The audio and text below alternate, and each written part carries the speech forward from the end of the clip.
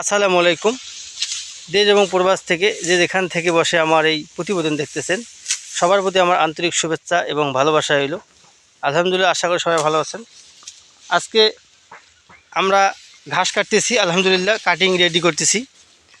জেনার ঘাস, ওই আমার বয়স্ক চাচা উনি ঘাস কাটতেছে। ওই ঘাসের আমরা ভিডিও দেখাবো, আপনারা দেখতে পাচ্ছেন যে এই ঘাস কাটতেছে কীরকম।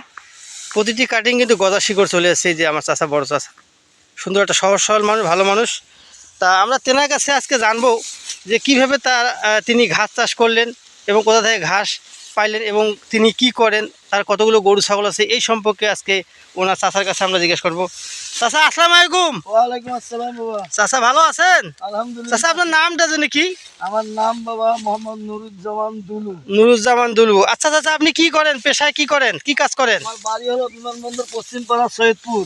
বিমানবন্দর পশ্চিমপাড়া সৈয়দপুর, আপনার গ্রাম এটা? গ্রাম। আচ্ছা ওই চাচা, একটা কথা হচ্ছে যে আপনি যে এই ঘাস চাষ করেন, তাহলে এই ঘাসটা আপনি কতদিন যাবত চাষ করেন? আমি ঘাস এটা 2 বছর যাব। 2 বছর যাবত তো? আচ্ছা আচ্ছা আচ্ছা। ওই যে আপনাকে গরু ছাগলের খামার আছে? গরু ছাগলের খামার আছে বাবা, আমার হ্যাঁ। সীমিত। আর আমার প্রধান কাজ হলো আমি একজন রিক্সা চালক। রিক্সা চালক, ড্রাইভার। আচ্ছা আমি আচ্ছা নাইটে গাড়ি চালাই। আচ্ছা। এবং দিনের বেলায় আসি গরু ছাগলের কাছে পরিশ্রম করেন। আচ্ছা, হ্যাঁ। এবং নিজস্ব ঘাস আছে। নিজস্ব ঘাস কত জমিতে ঘাস আছে? এখানে ঘাস আছে আমার হলো আপনার 21 শতক একটা দেখ, আর একটা হলো 24 শতক। তাই নাকি? আর ঘাসটার নাম বলতে পারেন? ঘাসটার নাম যারা ওয়ান হাইব্রিড, জারওয়ান হাইব্রিড। উচ্চ ফলনশীল ঘাস না? ফলনশীল, এবং এটা দেখতে শুনতে খুব সুন্দর লাগে। খুব ভালো। গরু ছাগল কিরকম খায়? গরু খায় খুব, এটা খুব খায়, পছন্দ করে। আরো যদি আমরা একটু জোবা কাটি দেই, হ্যাঁ।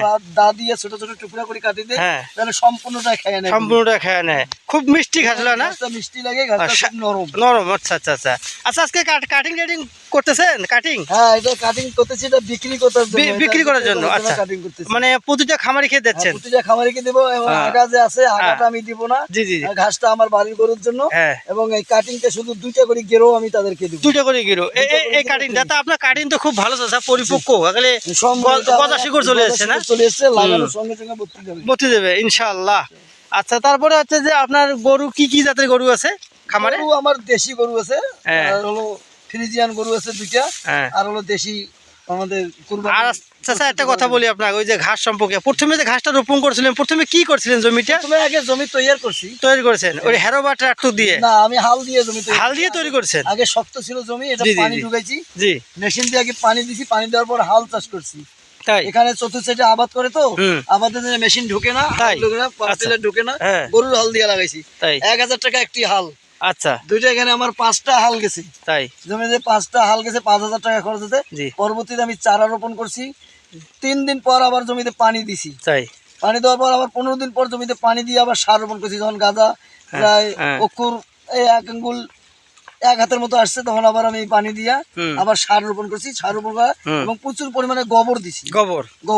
আচ্ছা, তাই তো ভালো ফলন পাইছেন না? হ্যাঁ, ভালো ফলন পাইছি ইনশাআল্লাহ। আপনি কাটিং দিতে পারবেন তো সব খামারিদের? ইনশাআল্লাহ দিতে পারবো। ভালো কাটিং, এবং সময় দিতে হবে। এই যে পরিপক্ক এই গজা শিকড় চলে আসছে না? আর বর্ষাকালে কি ভালো ফলে চাচা? বর্ষাকালে একটু মানে পানির খরচাটা কম হয়। আচ্ছা আচ্ছা। এছাড়া সার প্রস্তুতি লাগে, গোবর লাগে। জি। এবং মানে শ্যালো মেশিনের তেলের খরচ কম আছে। তাই? মানে অল্প খরচে কিছুটা আছে, ঘাস চাষ করা যায়, লাভ বেশি। এই আর কি। আচ্ছা, তাই নাকি?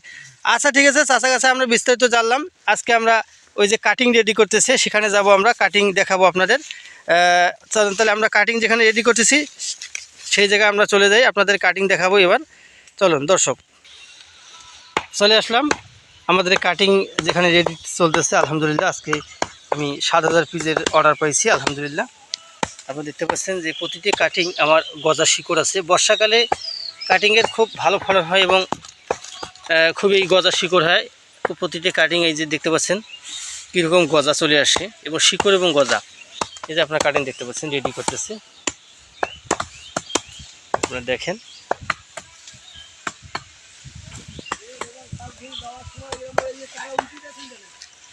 আলহামদুলিল্লাহ, এই যে এটা আমার ঘাসের জমি, ঘাস কাটে গরু খাওয়াই, খামারের চাহিদা পূরণ করার পাশাপাশি আমি কাটিং বিক্রি করি। আপনারা যার কাছে শুনলেন উনি একজন খামারি, আমার চাচা হয়। তেনার ঘাস দেখেন কীরকম ফলন হয়েছে। কোনো খামারি ভাই যদি কাটিংয়ের প্রয়োজন হয় অবশ্যই আপনার স্ক্রিনে দেওয়া নাম্বারে যোগাযোগ করবেন। যদি আপনাদের ভিডিওটি ভালো লাগে চ্যানেলটা সাবস্ক্রাইব করবেন, লাইক করবেন, কমেন্ট করবেন। আপনাদের সুস্বাস্থ্য কামনা করে শেষ করলাম। আসসালামু আলাইকুম।